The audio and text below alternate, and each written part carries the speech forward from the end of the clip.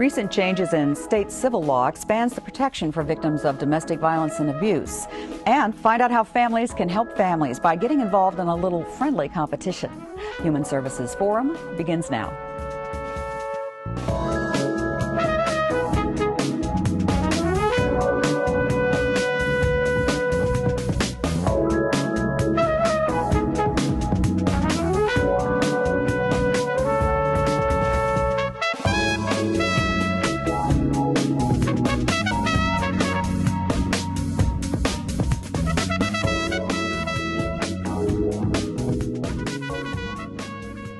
They may be too afraid or embarrassed to tell anyone about it, the physical, sexual, or emotional abuse, the threats or intimidation. But there are resources for victims of domestic violence and a new law that offers more protection. Francesca Dillard-Moore is director for the YWCA's Women in Crisis program, and she has some important information for you or someone you know who may be living in fear of being found out. And that is it. Fear keeps people from really getting the help they need, or identifying that that is indeed what they're dealing with. Absolutely. Yeah. When you mention fear, that's of course one of the reasons why individuals are often in these relationships, because they're afraid what to do, where can I go to get help. And then we know a woman, and I'm going to use the word woman, but intimate partner violence or domestic violence can happen to anyone, male or female, but most of the victims are females. And so it makes it difficult sometimes for women to leave because of fear, and knowing that a woman stands a 75% greater risk of serious injury or death when she leaves. Really? Yes. Well, that is something to be afraid of then. Yes, it does reinforce and sort of substantiates that feeling. Exactly. So abuse, domestic violence, the description itself, there are a lot of things that go into describing or defining what that is. Basically, it has been one thing, but that's been expanded. So let's talk a little bit about just their basic definitions so people understand what constitutes abuse. Okay. Well, domestic violence, also known as intimate partner violence, those names are used, or terminology is used interchangeably. Domestic violence is a pattern of behaviors a pattern of abusive behaviors in which one person is exerting power and control over the other, and it's generally done in the context of a dating relationship. So it's when one person feels that they have the right to intimidate, to physically abuse, or to put that fear into another person. And it can be emotional, psychological, it can be physical. Destruction of personal property and pets is another form of abuse that people don't often think about. So that's pretty much how domestic violence is defined. And it has, domestic violence doesn't discriminate. So once again, it can happen to anyone. It can be male, female. It can be individuals who are from rural, urban, suburban areas, all social classes, social economic classes of individuals.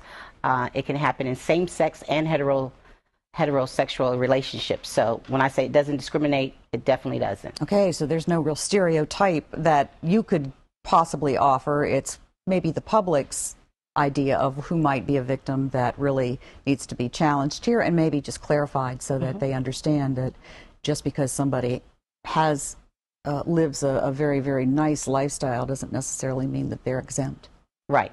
From abuse, yeah. Exactly. And when you say some of the misconceptions, a lot of people think it only happens to the poor, but what we're seeing, of course, individuals who have less options or less resources are those individuals that generally come to shelter. So they don't have a car where they can drive away, or a credit card that they can use and stay a couple of nights in a hotel, or flee to another state. So the families that generally come to our shelter are women and children who do not have the income that some others may have that can get them out, be a little bit more self-sufficient. And so those are the victims that we generally see in our shelter. But like you said, it can happen to individuals in middle class and upper class. Yeah. So the isolation of somebody who is a victim of domestic violence is certainly a key factor in that whole scenario, because if they are not able to get out, if they don't have the means, it's that much harder to seek help. Certainly. But once they do, they have this door open. Right. But you mentioned isolation. That's one of the tactics that a batterer will use. certainly, you know, if I isolate you from people that might see that there's something going on, or, you know, you feeling trapped, feeling that this is the only person that understands what you're going through. Isolation is truly one of those dynamics that a batterer will use. Not wanting you to have family and friends in that support. And sometimes that isolation is done, it's very, I would say, conniving, because when people generally start dating and when they first start dating, they're excited to spend time with one another.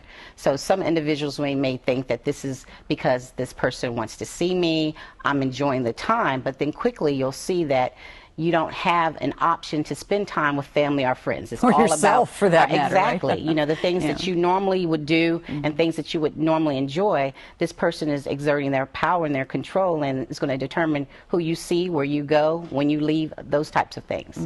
I would imagine a lot of people would know that in their in their gut that there isn't something right, but they don't know what to do about it. And, you know, we would imagine, or we would want to believe that people would know that in their gut. But when people, our individuals, are raised in an environment, too, in which they see their family members, their mother, maybe their grandmother, their aunts, who are in similar situations, they start normalizing it. So it's not uncommon for women to think, well, maybe this is how a person should show me how they care, how they love. And so that they will minimize the level of threat and the level of violence that's going on, because they become so, I would say, accustomed to it. That's what they know. Yes, exactly. Wow, and that's scary. Very that's scary. Very scary, because of the consequences of not really doing anything about it. And certainly, I know you're in the business of making sure that people do get some idea of what they can do, that there is a way to address it, because I don't know that anybody can just do it by themselves if they're caught up in that. No, that's very hard. Safety planning is crucial. You know, people, and I go out and I talk to many groups about domestic violence, and I often get questions like, why can't she just leave? You know, and I think that we need to focus more on why she isn't allowed to leave. Many women attempt to leave. The batterer will continue to find them, to stalk them, maybe to threaten them, to threaten to take the children, to threaten court involvement. There's just so many factors that it's easier. You know, people sometimes will sit in judgment or do more victim blaming than helping. So there are so many reasons why we know women stay. Women stay in relationships sometimes because they care and they love this person. They're hopeful that this person may change, you know, or may, you know, something that they could possibly do to make the situation better. Right. That they have some sense of control over what's going on. Exactly. But maybe they're deluding themselves at times that yes. that indeed is not the case. How can you help somebody if you know that somebody is going through this, or you suspect that somebody is dealing with an abusive relationship, or perhaps you've even witnessed at times behavior that really alarms you? How do you get involved without sticking your nose in the middle of everything? Well, first of all, you always want to believe her.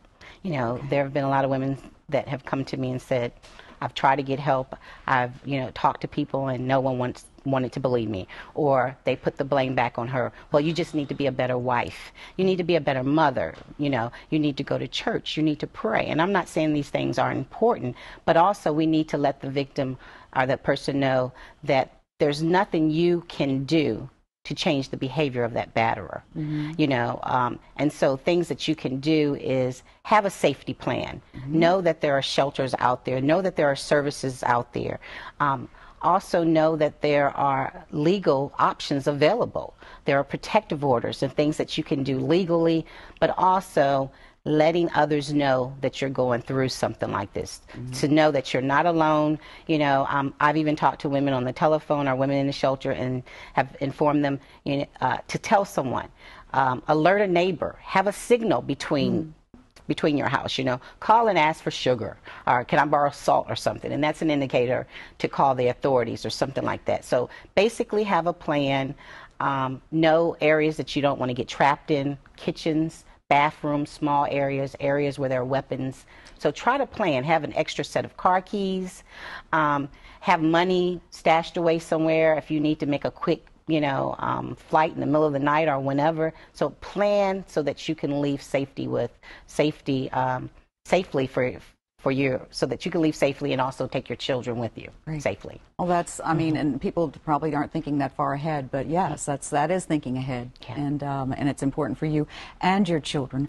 You mentioned protective orders. We're running a little low on time. I think I'm going to take a little extra time here, and that is to talk about those protective orders, because that is something that has expanded to include groups that were not included in the past.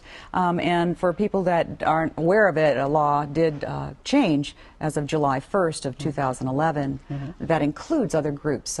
So we have the protective order itself, which, if you could say what it does, and then who now is included in that group who was not before. Okay, the protective order is actual an option where you would go into a court of law and get a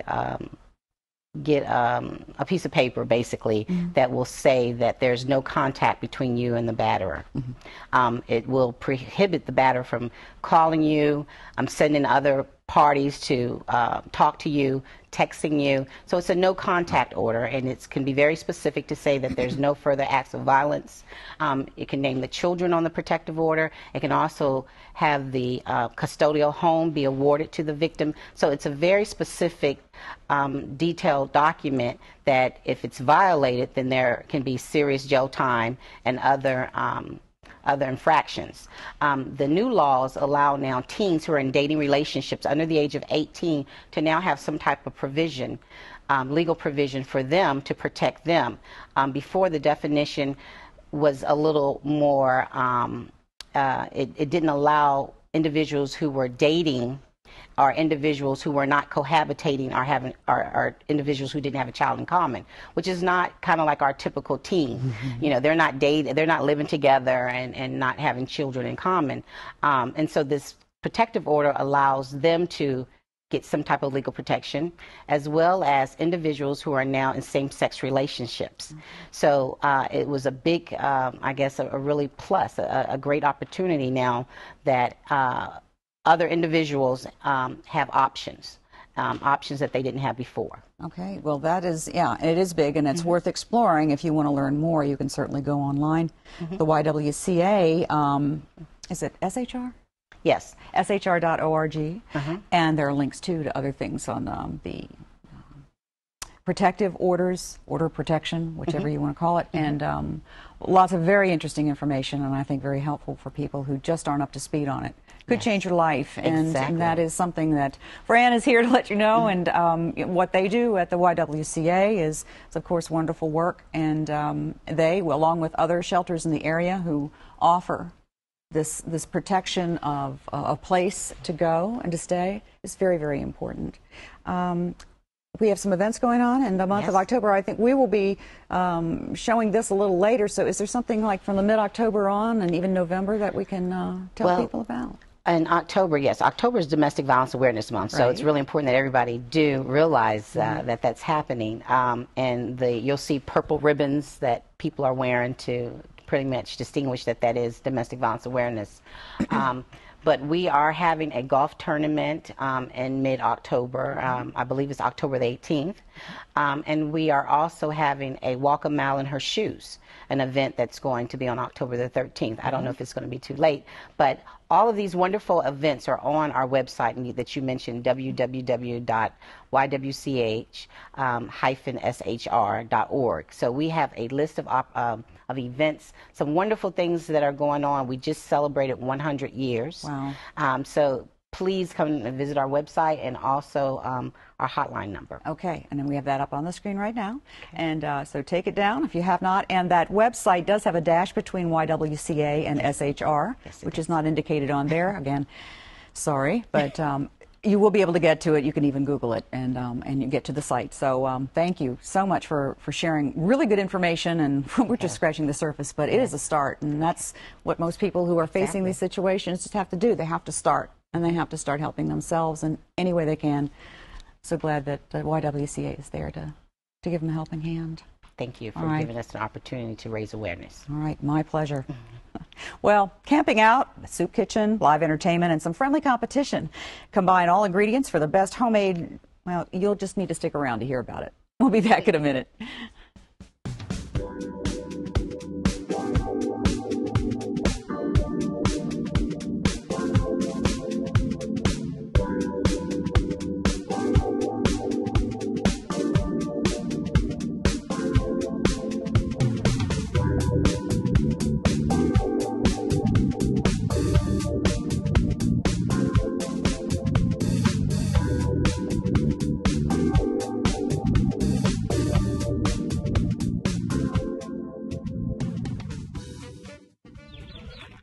Have you heard? The U.S. Treasury is phasing out paper checks for Social Security, VA, and other federal benefit payments and going electronic. If you currently receive federal benefits by paper check, you will need to switch to direct deposit or to the Treasury recommended Direct Express Debit MasterCard. If you plan to apply for federal benefits soon, you'll want to decide which electronic payment option is right for you. Visit godirect.org to learn more or to make the switch today. National Hunger and Homeless Awareness Week culminates on November 18th with a terrific event that its coordinators can't wait to tell you about. Jennifer Taylor is volunteer chair, and Tammy Park-Farenhold is with Old Dominion University, and they have details on what is being called the Hampton Roads Night Out. Yay! So the Hampton Roads Night Out is not a brand new event, but this is its second year. Is that correct? Yes, it is. It's in its second year, and the idea behind it is that you get teams of 10 to 15 people. You raise money for your team for the dwelling place before the event, and then it culminates on that night, and we sleep out on the Kaufman Mall at ODU. All right. Interesting concept. Sleeping out in when? The month in November. Okay, and we're going to get to that, and you know, there are people that are actually going to be doing this, and they're enthusiastic about it. But before we even move into that territory, let's talk a little bit about who the fundraiser's for, and that's the dwelling place, which I did not mention at the top, so I want to make sure people understand what that organization is, what it is you do for the community. Okay, well, the dwelling place is a homeless shelter for families right here in Norfolk. They house up to 14 families a night, and about 25 of those people that stay at the dwelling place on any given night are children, and the average age is 8 years old.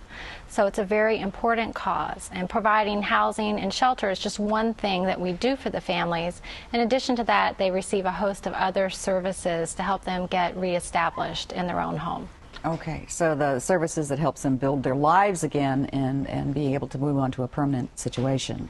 Yes. Okay. So things like job search assistance, getting back on track with their education, mental health counseling, art therapy for the kids.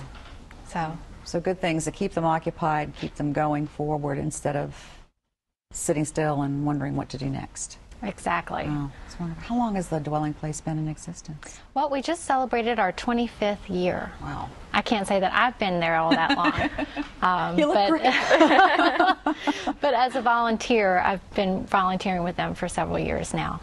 Great. So a good organization, good cause, and so Hampton Roads Night Out is really for families to participate in the community at large and businesses. I know that the camping out aspect is one of the unique parts of the evening. Certainly not mandatory, but it is something Correct. that you already have some interest in. So let's talk a little bit about what it is that people will experience when they go there. Well, when you're homeless, it is really an endurance test to the bitter end to come out on the other side. And so this event is designed to mimic that kind of endurance. So we're going to begin the evening with a soup kitchen and a vigil on the Kaufman Mall. There'll be entertainment from community groups, church groups, youth groups, dance groups, students from ODU to kind of keep us entertained throughout the evening and into the night. And then it ends with a poor man's supper at sunrise. And basically it's a very basic meal, something that you would get if you were at a shelter. Okay. So you can attend any, all, or just part of the event. Okay. So it's on the campus of Old Dominion University on the mall. Is that correct? Mm-hmm. Okay. And Tammy, with Old Dominion being sponsor, or co-sponsor, and host of the event, what's the setup like? You had described the encampment. Well, basically, we encourage people to sleep out on the mall and to bring what they can find to sleep out with. So whether that's bringing cardboard boxes, we did have a few tents last year, but I feel like that's cheating. Okay. And so that's what they get. They're out on the Kaufman Mall. They get what they can to cover themselves with. And then we do have the web center open and available for them if they want to go in and warm up or use the facilities. Okay. Very important point for some people who, don't like to not have that access. So there is that area, and you just don't know what weather's going to be like. But for people who are involved in it, they get into it Oh, yes. The students last year were very excited, and they did. I know a lot of people were surprised, but they were out there until the morning. I did not stay out, but I showed up at 8 o'clock, and they were all still there. So. You should not have admitted Yeah, that. I came and I was their alarm clock, Oh, so they could okay. all go to classes, and so they get really into it and get really excited about it. Great. So they don't have to go, well, some of them may go to classes on Saturday, but, you know, since it's on a Friday, you said this year, correct? Perhaps there are more families that can come out and do this. Yeah, and that's why we changed the date. Last year it was on a Thursday, and so we had a lot of student involvement, but that's difficult for families and you know, People who have to adults. work. Yeah, and Yeah. so now it's on a Friday to accommodate that. Okay, great. So, so families, who else is invited to join up and Well, participate? really, anybody in the community. You can get a book club, a group of your friends together, and come out together as a team and participate. Or you can just get single tickets to the Poor Man's Breakfast on Saturday morning. Okay, so you can. And you can see how the people endure the night. Yeah, which I'm sure would be an interesting subjective experience. I think probably does tell people a lot more than just hearing about it from somebody else. So it's a great concept. That you want to, of course, have more people participate, since you do have a broader audience, I guess, to appeal to. I think one of the things that's really important to note is that on any given night in the United States, 643,000 people are without shelter. And of that number, 238,000 are families. Wow. So this is a real issue, and it's something that can easily be addressed just by simply providing housing and the opportunity to address those other problems that lead people to homelessness. Okay. The numbers really tell a story in and of themselves, don't they? And that could be one night, it could be several nights that these people are not, have no shelter to speak of. And now with the recession, most families are not chronically homeless. They're homeless for a temporary period. It could be a few months, it could be a few years, but it's just a temporary situation, and so we need to enable them to get back up on their feet. Right, and temporary when you're homeless still feels like a long, long time. What does it require for you you have to register ahead of time? You mentioned a team. Do you pledge money? How does that work? So, Well, they can register online at thedwellingplacevirginia.org. okay. And there's a sign-up sheet, registration form, all available there. Okay, and it's up on the screen too. Hampton Roads Night Out, November 18th, 6 p.m. to 9 a.m.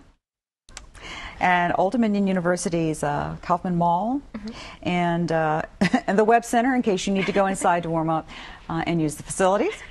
622-4894. Number to call, and the website at thedwellingplaceva.org gives you information on the luminaria that you had Yes. mentioned for the vigil. Also, just the schedule of events and anything else you may need to know about camping out to raise money for homeless families, which is Yes. a great idea. So, do you have an idea of how many people attended last year? And you mentioned students were a big part of it. And We probably had about 100 students. Wow. Not all of those stayed out all night, but we did have about 100. And then we had a lot of people that came for the ceremonies and kind of just wanted to check it out and see what it was all about. okay, so there was that hardcore unit that stayed overnight, and then there were others that came and went because they're able to do that. And the idea of buying separate tickets for the breakfast is excellent because if people cannot, or for whatever reason, do not do the overnight thing. They still are involved in some way, shape, or form. What gave you the idea? Well, Sleeping Out for the Homeless is a signature event across the country as part of National